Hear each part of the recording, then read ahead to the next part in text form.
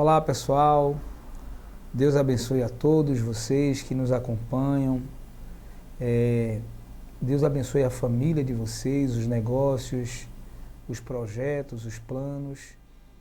Que a mão do Deus Todo-Poderoso esteja estendida sobre sua vida, sobre sua família e sobre tudo o que lhe diz respeito.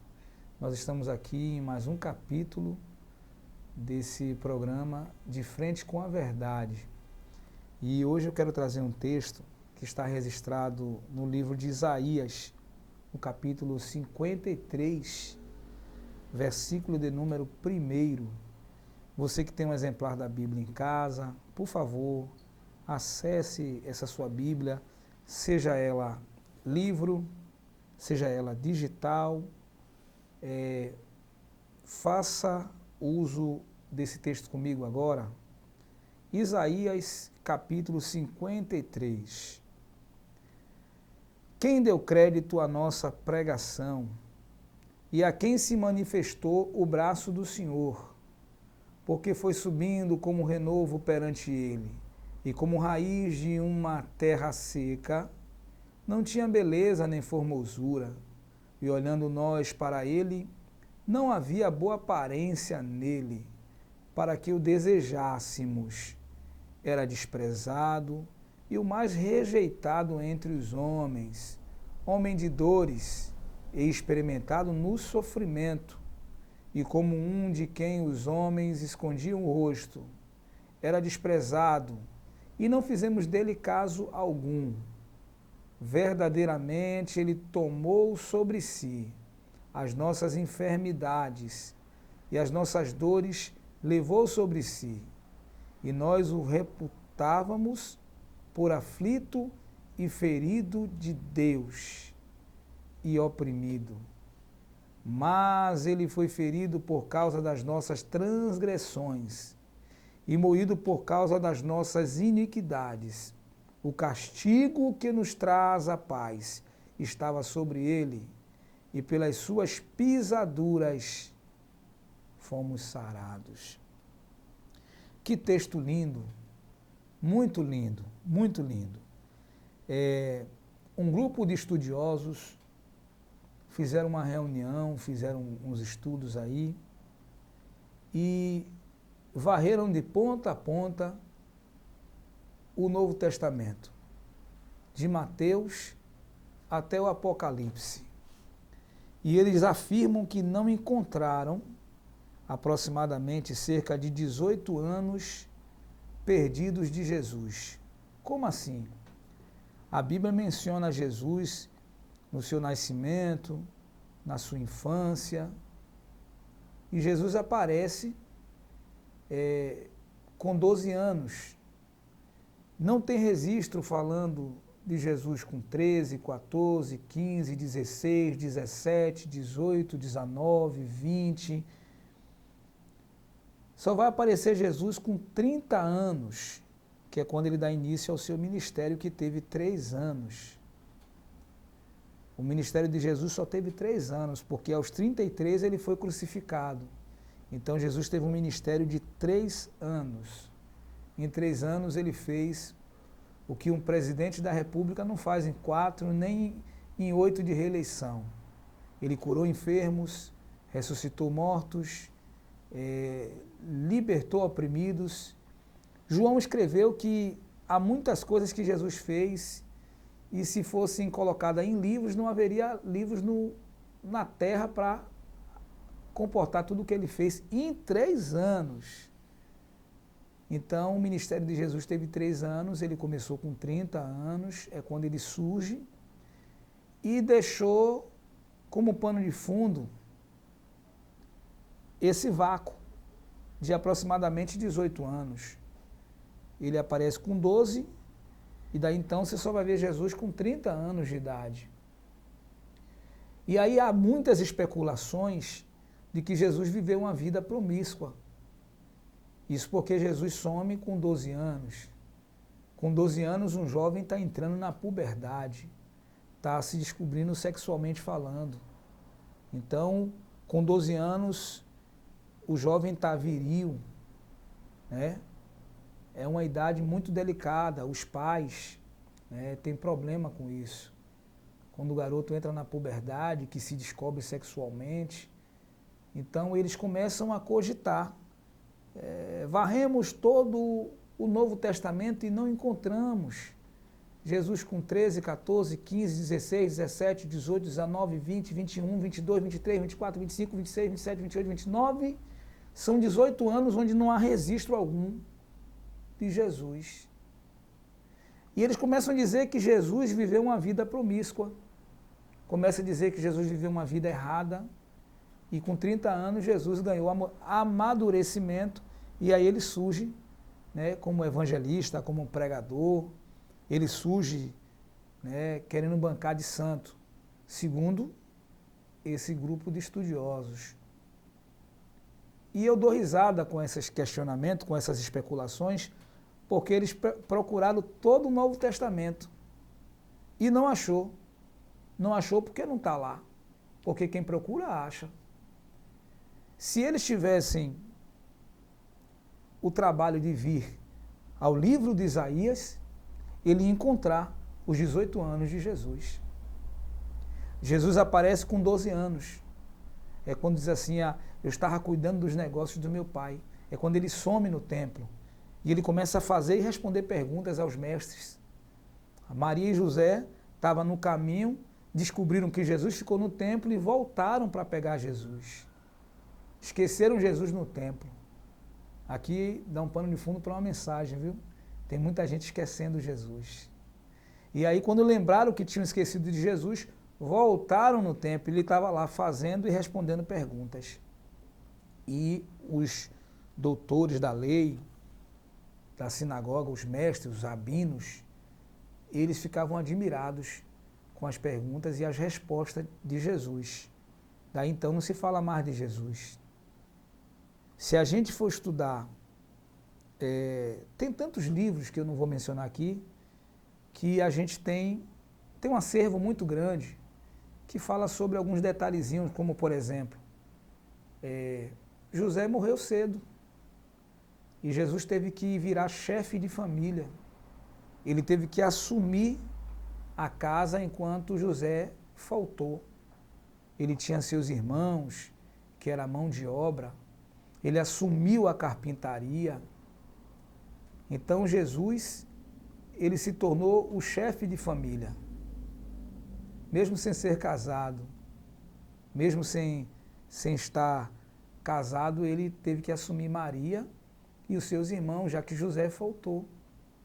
Então Jesus, ele leva boa parte de sua vida, que são esses 18 anos, cuidando da carpintaria. Ele assumiu, ele se tornou o carpinteiro principal. Tudo que ele aprendeu com José, agora ele repassa a seus irmãos e Jesus está lá agora, mantendo a casa. E ele tinha essa força braçal, ele tinha essa mão de obra que eram seus irmãos. Jesus tinha muito dedo com sangue pisado, que era normal um carpinteiro. É normal até um pedreiro ter sangue pisado na mão, é normal, porque às vezes martela o dedo. Então Jesus tinha muita farpa, né, de madeira na pele, porque Jesus trabalhava com madeira. E diga-se de passagem que a profissão de Jesus era uma das melhores da época.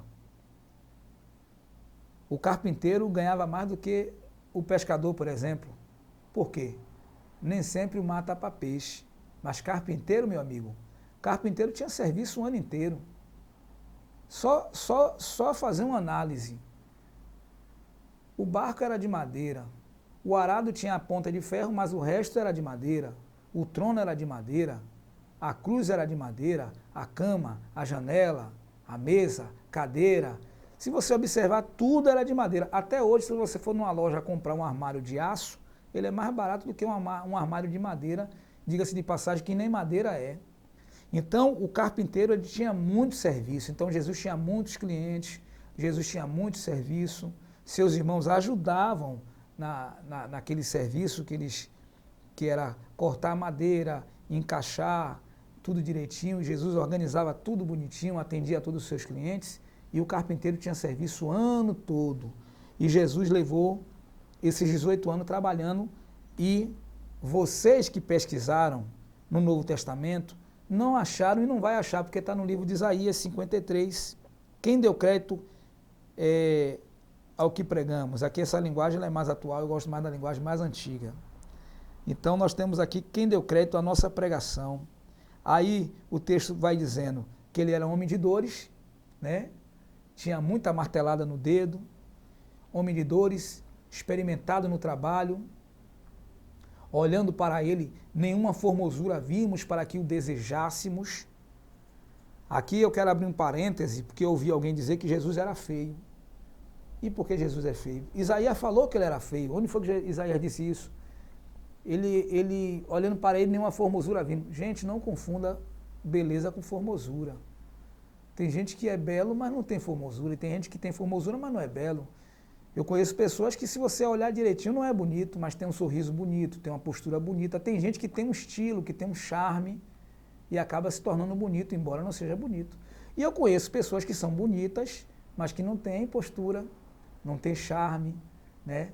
Não tem aquela atraência, não é atraente. Então, quando o escritor fala que ele, olhando para ele, nenhuma formosura vimos para que o desejássemos, é porque Jesus não era um símbolo sexual. Jesus não tinha tríceps, bíceps, barriga de tanquinho. Jesus não era malhado. Jesus era simples. Jesus não era um homem do qual as mulheres seriam atraídas. Jesus não era atraente, não era charmoso. Jesus era lindo. Jesus é lindo. Mas Jesus não é charmoso. Jesus não é atraente, né? Então, ele era nessa pegada mais ou menos como Isaías está dizendo. Homem de dores, experimentado nos trabalhos, homem de quem os homens escondiam o rosto. Quer ver esse negócio de esconder o rosto? Você vai dar risada agora. Já viu você que é vendedor e a pessoa que está lhe devendo, quando você passa, o que é que ela faz? Vira a cara. Então, muita gente devia a Jesus, não pagava, escondia o rosto, mas mesmo assim, Jesus manteve a família, sustentou a família e ainda comprou uma casa em Cafarnaum. Esse texto eu vou falar com bastante delicadeza, porque tem alguns irmãos que não concordam. Mas a Bíblia diz que quando ele soube que João foi preso, ou que João foi morto, ou que João foi preso, ele voltou para Cafarnaum. Você só volta para um lugar onde você já esteve. Concorda comigo? Então, se ele voltou é porque ele tinha ido lá. E o que foi que ele foi fazer lá? Jesus fechou um negócio onde ele comprou uma casa em Cafarnaum. E tinha dinheiro? Tinha a melhor profissão da época. Eu acabei de dizer que o carpinteiro tinha uma das melhores profissões da época. Até hoje, vá comprar um banco de madeira. Tem um lugar em Salvador, ou fora de Salvador, subindo lá para a Estrada do Coco. Eu não sei, nunca mais vi, mas você tem aqueles bancos que é de madeira mesmo, feito na madeira mesmo. Aquilo ali é caríssimo. Então, imagine naquele tempo onde tudo era na base de madeira. Hoje você tem um plástico, hoje você tem um ferro. Naquela época já tinha um ferro, mas você não tinha essas opções, como você tem hoje, uma cadeira de plástico, uma cadeira de ferro. Então, era tudo na base da madeira. Então, o carpinteiro tinha serviço, o carpinteiro tinha um rendimento muito bom, e Jesus comprou uma casa em Cafarnaum. E era na beira-mar.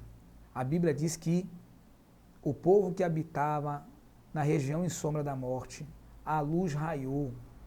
E se você continuar lendo, você vai ver que era na beira-mar. O povo que vivia na beira-mar. Tem um texto que diz, e saindo Jesus de casa estava na praia. Então Jesus tinha uma casa em Cafarnaum, na Galileia, e essa casa era justamente numa região litorânea. E pode observar, todo o litoral é nobre. Sempre foi assim e sempre vai ser. Se você for num bairro de periferia e ele for próximo de uma orla, à medida que você vai descendo para a orla, você vai vendo a paisagem mudando. Você vai ver casarões, você vai ver banco, você vai ver prédios, apartamentos. Então, toda a orla é nobre. Toda a orla é valorizada. Né? Só mora perto da praia quem pode. Só mora quem tem. Entendeu? Porque geralmente é mais valorizado. E naquela época, isso acontecia por quê?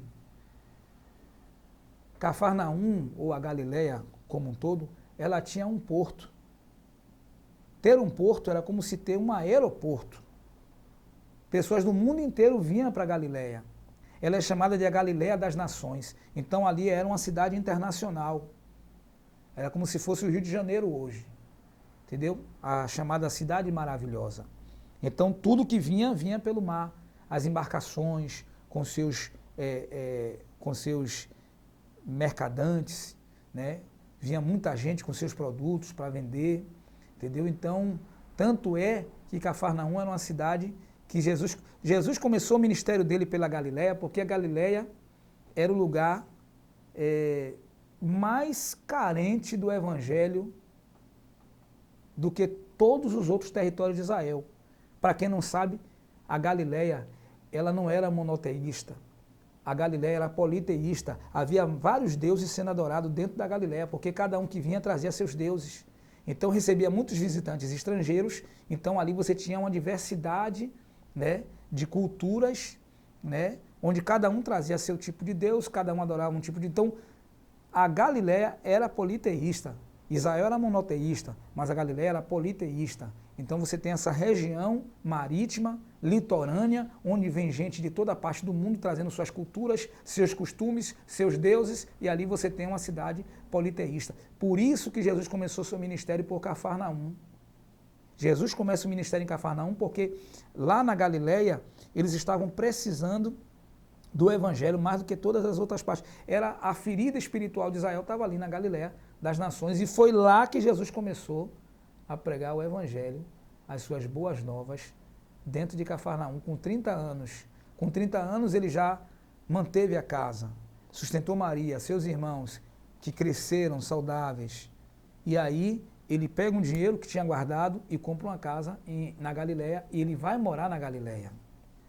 Ah, mas está no Evangelho de Lucas, no Evangelho de Lucas capítulo 2. E soube-se que Jesus estava em casa. E quando Jesus estava na casa de alguém, o escritor, ele é claro quando ele fala assim, ó, e Jesus estava em casa de Simão, e Jesus estava em casa de Pedro, e a sogra dele. Soube-se que Jesus estava em casa. A casa de quem? A casa dele. E os homens subiram no telhado e tiraram a telha. Aqui dá outra mensagem muito profunda. Fizeram um rombo no telhado. Está escrito que fizeram um buraco no telhado. E está pensando que Jesus reclamou? Jesus não reclamou, porque mais tarde iriam fazer um buraco em sua mão. Mais tarde iriam fazer um buraco em sua costela. Então aquele buraco no teto não era nada para o buraco que seria aberto em suas mãos, em seus pés, e tudo isso por nós. Jesus não reclamou. Abriram um buraco no telhado e aí desceram aquele homem, Jesus curou aquele homem.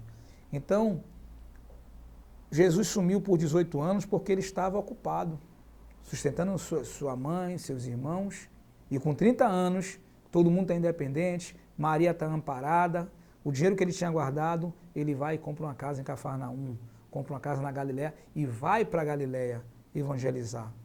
E eu vou finalizar essa mensagem.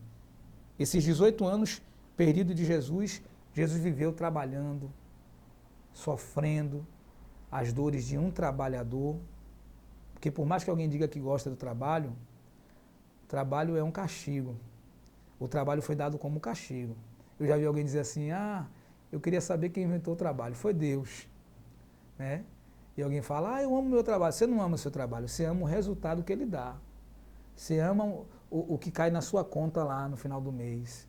Entendeu? Você gosta do resultado que o trabalho lhe dá. Agora, claro que tem alguns trabalhos que são privilégios, né? Tem alguns trabalhos que chega a ser uma diversão para quem o faz. Né? Mas, na verdade, o trabalho ele é um castigo. Então, do suor do seu rosto comerás, isso foi castigo que Deus deu. E nós temos que ralar para comprar, para manter, para pagar. É um trabalho, o nome já diz tudo, trabalho. Então, esses são os 18 anos perdidos de Jesus. Mas, para finalizar essa mensagem, você vai achar aqui, no livro de Isaías, no Novo Testamento, tudo sobre Jesus. Sua personalidade, seu temperamento. Você vai achar muita coisa sobre Jesus, principalmente no livro de Isaías. Isaías é chamado de profeta messiânico porque foi o que mais falou a respeito do Messias. Inclusive, 53 fala muito, homem de dor, experimentar no trabalho. Você vai ver tudo, que Jesus não era charmoso, né? Que Jesus era trabalhador, que Jesus não era preguiçoso, Jesus trabalhava, entendeu? Que tem um bocado de preguiçoso aí, querendo que Deus mande do céu. E eu já vi alguém dizer que Deus não chama desocupado, Deus só chama ocupado. Mateus era cobrador de imposto, os outros discípulos eram pescadores, entendeu? Porque tem gente que quer ficar desocupado e ainda quer ser chamado. Então ele só chama quem está ocupado, né? Quem tem uma ocupação. Então você vai ver a Bíblia fazer muita apologia ao trabalho, ao suor do seu rosto. Tem gente que não quer trabalhar, né? Meu patrão é Deus e Deus vai me sustentar. Você precisa ter uma profissão, você precisa ter um trabalho, você precisa se esforçar. Agora é claro, né? Digno é o obreiro do seu salário. Tem gente que se dedica 100% à obra de Deus e tem que estar ali o tempo todo. Aí já é tema para outra mensagem. Eu só quero finalizar com essa frase. A Bíblia, o livro de Isaías que eu acabei de ler, o livro de Isaías todo, ainda mais em 53, assim como no Novo Testamento, você vai ver muita coisa sobre Jesus. Personalidade, temperamento, toda a sua bondade, seu amor, seu carinho. Você vai achar muita informação sobre Jesus. Só tem algumas coisas que você não vai achar.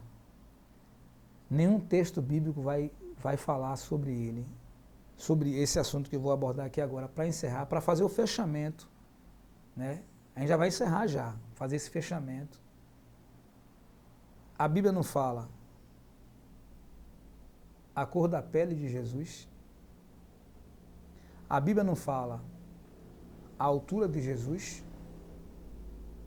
E a Bíblia também não fala sobre a espessura de Jesus. Se Jesus era alto, baixo, fofinho, magrinho, negro, branco, pardo. A Bíblia não fala sobre essas questões. Você vai ver tudo sobre Jesus você vai encontrar.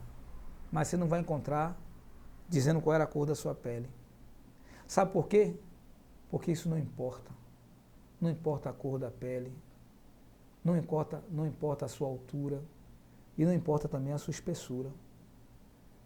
Porque as pessoas, ainda mais nos dias de hoje, elas são excluídas, desprezadas por conta da massa corporal, a cor da pele e até mesmo pela altura. As pessoas são discriminadas, são excluídas, execradas em ambientes sociais. A própria mídia reforça